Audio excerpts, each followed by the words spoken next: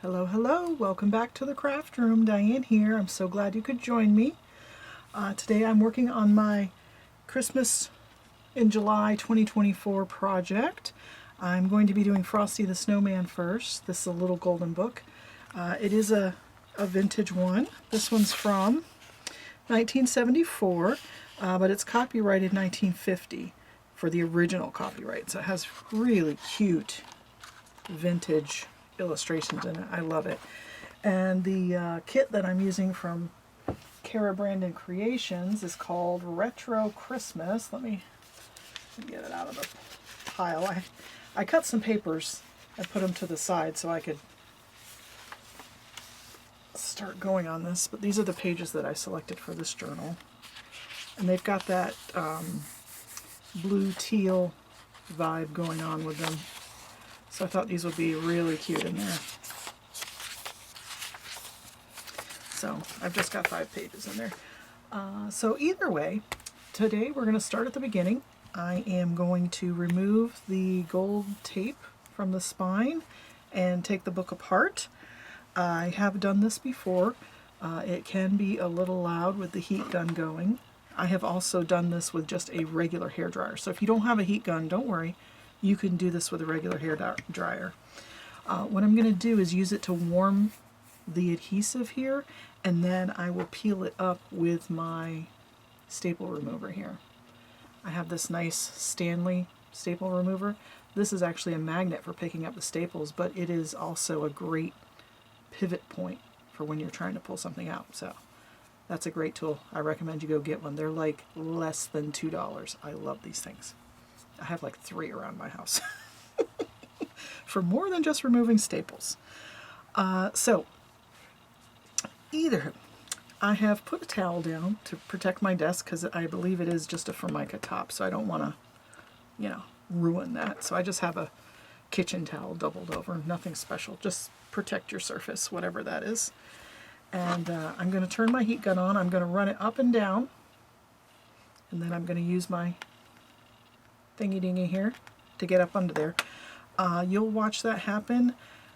I'm hoping that I can turn down the sound or play some music or something, but if not, I'll try to speed it up at least so you don't have to listen to that loudness of the thing. It's just as loud as a hairdryer. So alrighty, here we go. It's going to take just a minute to start the adhesive, and then once it starts to melt, it goes much quicker.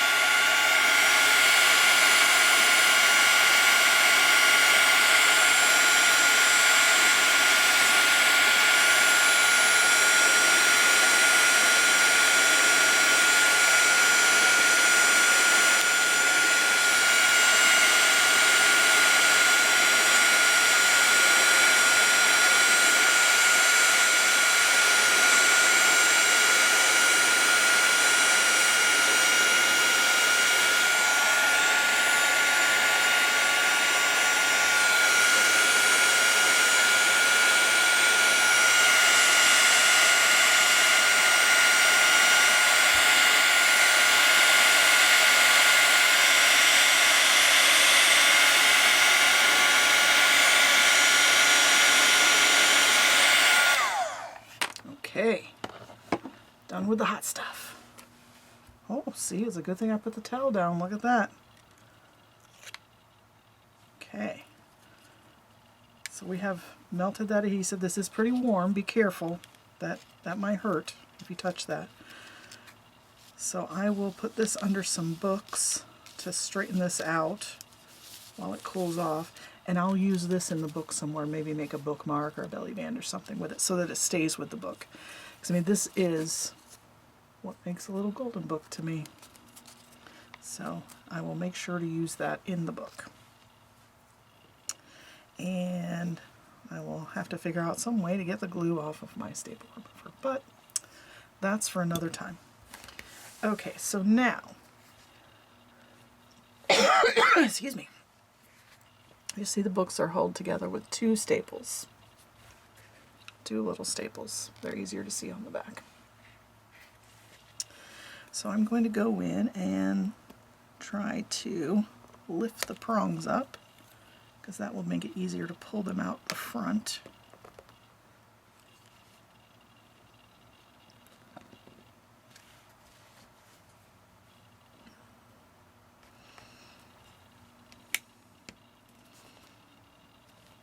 There we go.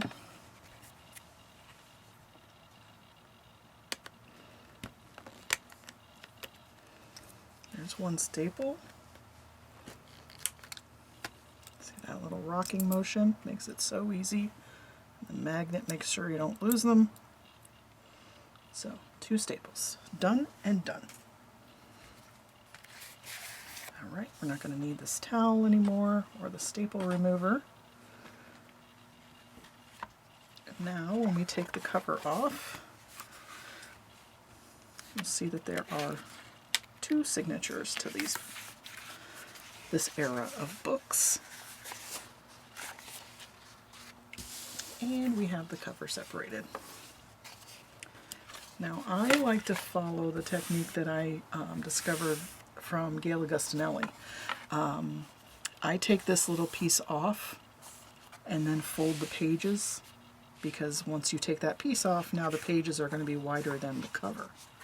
See, because they go down inside there. So I'll fold these over and make an extra page in the book with pocket room. We'll get to that in a second. But yeah, so I'll cut these little flaps off. A lot of people like to leave that on. They reinforce it and then they don't need to fold the pages in. But I really like this technique, and I like the cute pockets that it makes. So I'm just going to run my scissors. You could see there's a definite crease there, and there's a line that you can just follow with your scissors.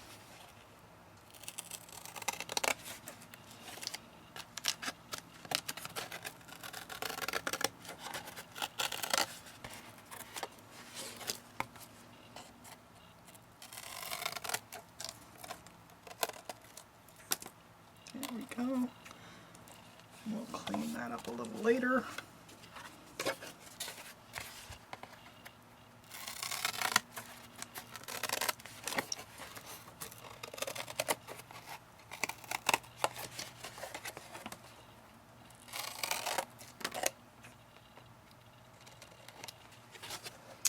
Okay, now we have our cover. Isn't that beautiful? We don't need these little pieces. And there we go, we've taken the book apart. Now, just so that, in case the pages get out of order, I want to have these in the journal in order so that you can still read the story.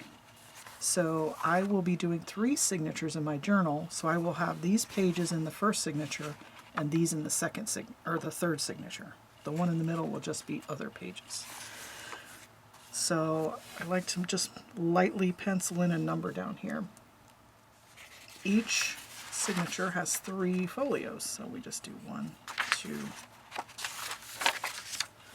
3. So then if you get them out of order, you can still tell where they go in the story. And then at the second one we have 4, 5, and 6. Okay. So the first thing I want to do is fold my pages to size.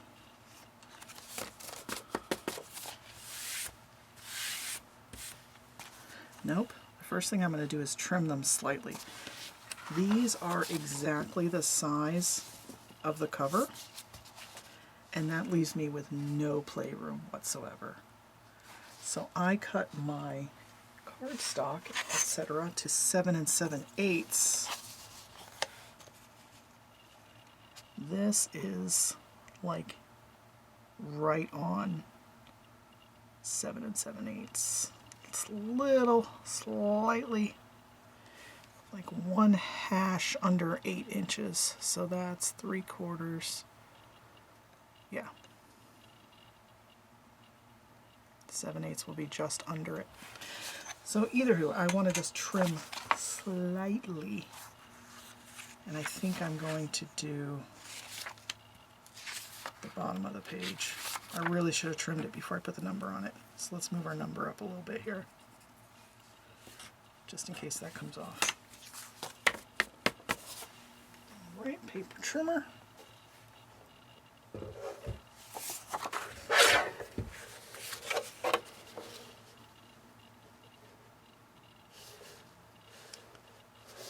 Seven 3/4 is where I trimmed all my papers. And you'll see we didn't lose any of the words or the illustrations. We're still good. We're still good.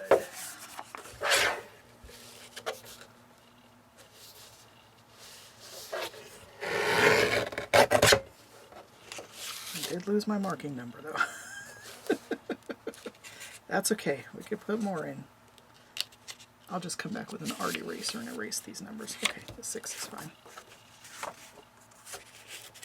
1, 2, 3. Okay. Excellent. There we go. We didn't lose anything. It's all white paper. Lovely. Okay. So the first thing I want to do is measure how wide my cover is now that we've cut the edge off. It's right at 6 inches. That's great. I think I will be doing, well, I'll either be doing a hard spine or a soft spine, so we'll see when we get there, but 6 inches is what I need to fold my pages down to. So I'll take the first folio, and it is at a little over 6.5. So we are going to need to fold my ruler on the 6 and fold that to the 0.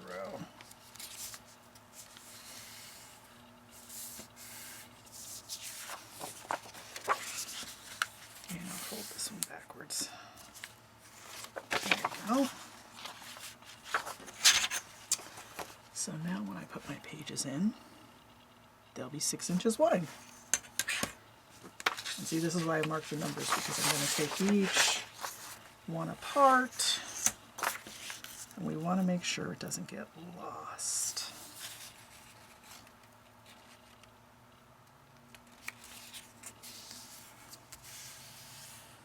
You can also do this with your scoreboard if you're more comfortable with that. Either way.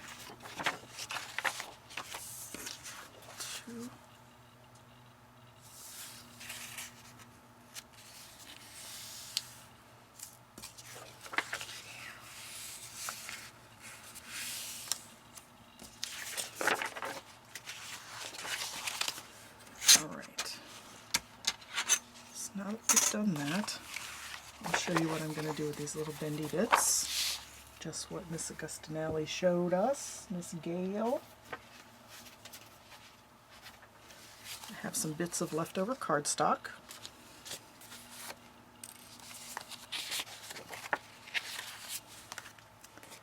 And I'm going to use it to make, we're going to glue that there.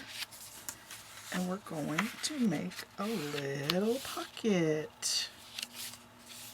Isn't that cute? Maybe I'll do it this way. Adorable. So adorable. And I've pre-cut my cardstock to the same height as my pages. And this piece is 3 inches wide and this piece is 4 inches wide, but it doesn't really matter as long as it's less than the width of your book. If you want to make a 6-inch pocket. Well, you know, just have 2 6-inch pieces. So let's see. There's my Fabri-Tac.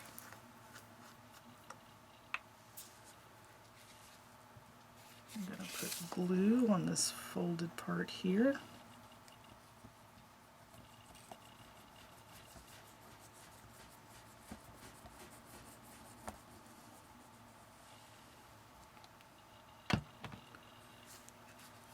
Fold that onto my cardstock. Beautiful.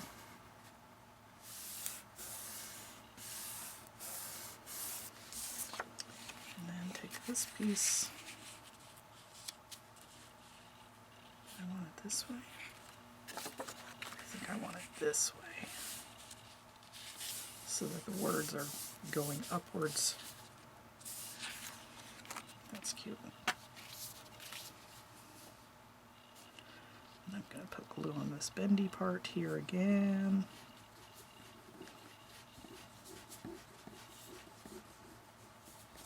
And then right up the side here to seal the pocket.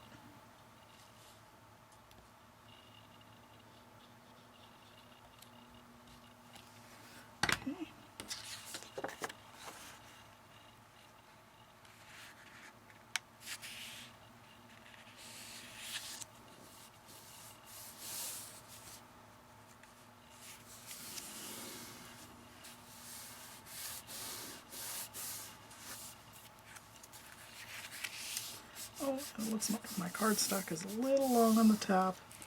When I sewed these together, they weren't perfectly parallel, so that's okay. We'll just come back in and trim this with our scissors. So now we have our first page, we have our story, and we have a little pocket here.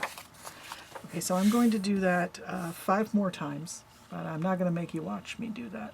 And then we'll come back and we'll put some of the pages together so you can see how I'm going to do the signatures in the journal. So I'll be right back.